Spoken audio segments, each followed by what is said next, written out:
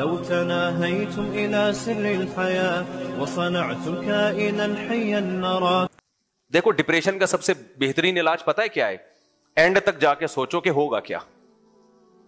ایک آدمی آیا میرے پاس کہ میں ایکچولی میری فیکٹری ہے, میرے لیے بڑے مسئلے ہیں, مجھے ڈر لگا رہا ہے چوری نہ ہو. میں نے کہا کیا ہے, کیا ہوگا؟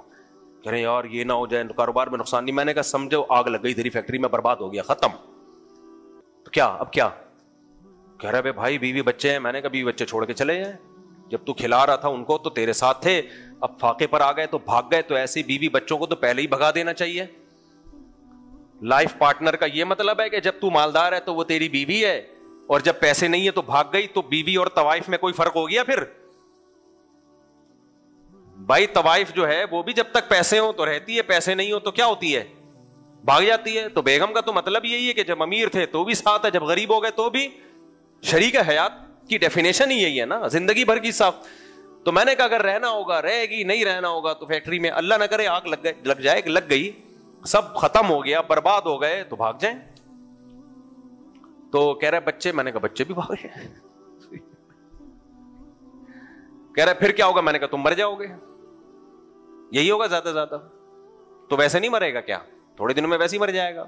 شیر شاہ میں جو پل گرا تھا, فیکٹری کا مالک تھا, اسی وقت کاٹن کلف پہن کے گاڑی میں نکلا اور پل نیچے. تھوڑی دیر بعد میں وہاں پہنچا, ورنہ میں بھی آج یہاں نہ ہوتا. اللہ نے مجھے بچانا تھا تو ہم تھوڑی دیر کے بعد پہنچے. وہ بیچارہ اسی وقت نکلا تھا, فیکٹری کا مالک اسی وقت دب کے اندر. ایسی 2 ٹکے کی زندگی ہے یار, اس پہ آپ اتنا ڈپریشن, اتنی ٹینشن. تو اینڈ تک جا کے سوچا کرو, زیادہ زیادہ یہ ہو جائے گا. دوسری شادی والوں کو جو ٹینشن ہوتی ہے, آج ایک چھوٹا سا چٹکلا سنا دوں, بڑا دلچسپ ہے, بیان سے ہٹ کر لیکن بڑا مزے کا ہے. فجر میں نا رفیع بھائی آئے, مجھے کہنے لگے مفتی صاحب, وہ رفیع بھائی کو جو آپ لوگ نے دیکھا ہوگا بڑے ہلتے رہتے ہیں یوں یوں کر کے, مفتی صاحب وہ ایک بندے نے, یوں دیکھ بھی رہے ہیں, مفتی صاحب وہ ایک بندے نے دوسری شادی کی ہے, وہ بہت پریشان ہے, یوں دیکھ رہے ہیں, وہ بندہ گیا کہاں نا, یوں یوں یوں یوں. اتنے میں ایک بندہ اٹھا, پیلی شلوار قمیض پہنی ہوئی, لنگڑا لنگڑا کے چل رہا ہے اور آنکھوں سے آنسو ٹپک رہے ہیں, اور ٹیڑھا میڑھا چل رہا ہے. الائنمنٹ آؤٹ لگ رہی تھی مجھے اس کی. میں نے کہا شاید یہ ہے. اچھا رفیع بھائی یہ بھی نہیں کہہ رہے کہ یہ نہیں ہے, دیکھ رہے ہیں اس کو, میں سمجھا یہ ہے. میں نے کہا یار یہ تو بہت ہی الائنمنٹ ہی آؤٹ ہو گئی اس کی, تو دوسری شادی کر کے یہ تو زیادہ ہی ہو گیا. اچھا وہ بیچارہ لنگڑا لنگڑا کے آ رہا ہے, وہ بعد میں پتا چلا تھوڑا سا, اللہ معاف فرمائے, کسی کی غیبت نہیں کرنی چاہیے, لیکن وہ تھوڑا سا وہ بیچارہ کہیں بھکاری ٹائپ کا آدمی تھا, وہ بعد میں پتا چلا کہ تھوڑا سا شاید ڈرامہ کر رہا ہے وہ. تو خیر آ کے بیٹھ کے پھر پھوٹ پھوٹ کے رونا شروع کر دیا اس نے. میں تسلی دے رہا ہوں, میں نے کہا یار میرا دل چاہ رہا تھا میں کہوں مت رو, مجھے ہنسی آ رہی ہے. میں تو یہی سمجھ رہا ہوں نا, دوسری کر کے رو رہا ہے. مت رو, تیرے رونے کو دیکھ کے مجھے ہنسی آ رہی ہے, تیری الائنمنٹ کو دیکھ کے بھی اور تیرے رونے کو دیکھ. خیر وہ بعد میں پتا چلا اس کی کوئی اور کہانی تھی, وہ تو بھی تھی بھی ذرا جھوٹی, وہ پیسے لینا چاہ رہا تھا مجھ سے. خیر تو پھر وہ جو جس نے دوسری کی تھی وہ آ گیا, جو سچی مچی کا تھا نا دوسری والا, وہ آ گیا, بیٹھ گیا, کیا ہوا جی, ایسے میں پریشان, یہ ہو گیا. میں ایسے لوگوں کو کہتا ہوں زیادہ سے زیادہ کیا ہو جائے گا, کیا ہو جائے گا زیادہ. امید ہے وہ قتل نہیں کرے گی آپ کو, کیونکہ جو شیئرنگ پہ شوہر برداشت نہیں کر رہی, وہ شوہر لیس زندگی کیسے گزارے گی کہ مار کے آدھا بھی گیا, ابھی تو آدھا تو مل رہا ہے نا. خیر ان کو میں نے 2-4 تسلی کے لفظ کہے, وہ بڑے ایک دم سینہ چوڑا ہو گیا ان کا. میں نے کہا ٹینشن لینے کا ہے ہی نہیں, کیا ہوگا, سر بھاڑ دے گی آپ کے, ہیلمٹ پہن لو, یہی ہوگا. بائک سے گرتے ہو تو سر پھٹتا ہے نا, تو کیا بائک چلانا چھوڑ دیں؟ تو دوسری شادی میں بھی سر پھٹنے کا امکان ہے, یہ تھوڑی کہ دوسری شادی چھوڑ دیں. بھائی بائک کے لیے جب سر پھٹنے سے بچانے کے لیے ہیلمٹ ہے, اچھی کمپنی کا ہیلمٹ, تو دوسری کر لی, اچھی کمپنی کا ہیلمٹ رکھو اپنے پاس. تو میں نے ان کو آخری تک لے گیا نا کہ اینڈ زیادہ سے زیادہ یہ ہو جائے گا نا تو تیار رہو اس کے لیے. تو یہ ایک بات اچھی طرح ذہن میں رکھیں, اپنے گھر کی عورتوں کو مت مجبوری کے بغیر جاب مت کروائیں. بولا گھر کی 4 دیواری, تو ہم نے ایسے ہی کیا میرے بھائی, آج اس کی برکت اپنی آنکھوں سے الحمدللہ دیکھ رہے ہیں. میرا کوئی چندے بندے پہ نہیں چلتا, میں لوگ کہتے ہیں چندہ کھا رہا ہے بیٹھ کے, 1 روپے چندہ کوئی ثابت نہیں کر سکتا میں, بہت زیادہ. بلکہ یہ بھی ہوتا ہے کہ کسی نے مجھے زکوٰۃ کے پیسے دیے نا تو کم پڑ گئے, وہ اپنی طرف سے ڈال دیتا ہوں, لیتا نہیں ہوں کسی سے.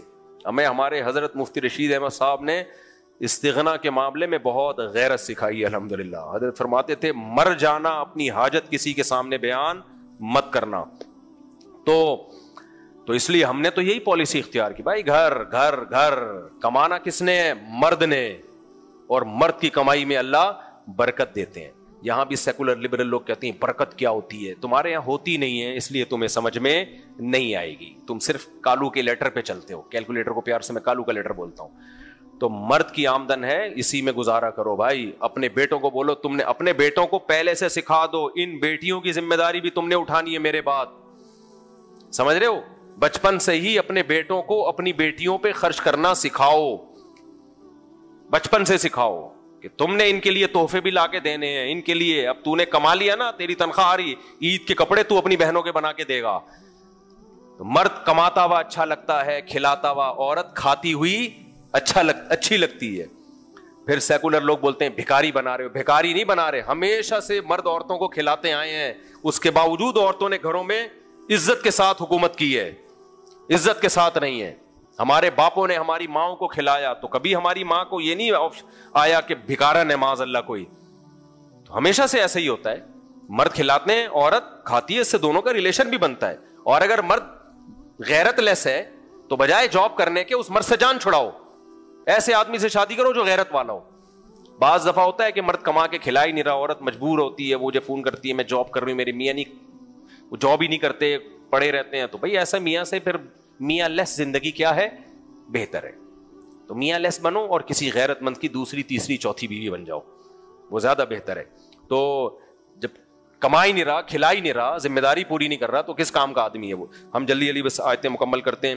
تو یہاں اللہ نے کیا حکم دیا؟ لا تحرموا طیبات ما احل اللہ لکم. اللہ نے جو پاکیزہ چیزیں حلال کی ہیں ان کو حرام مت کرو. وہ حلال کرنے میں بھی حکمت ہے, بلا وجہ حلال نہیں کر دی اللہ نے.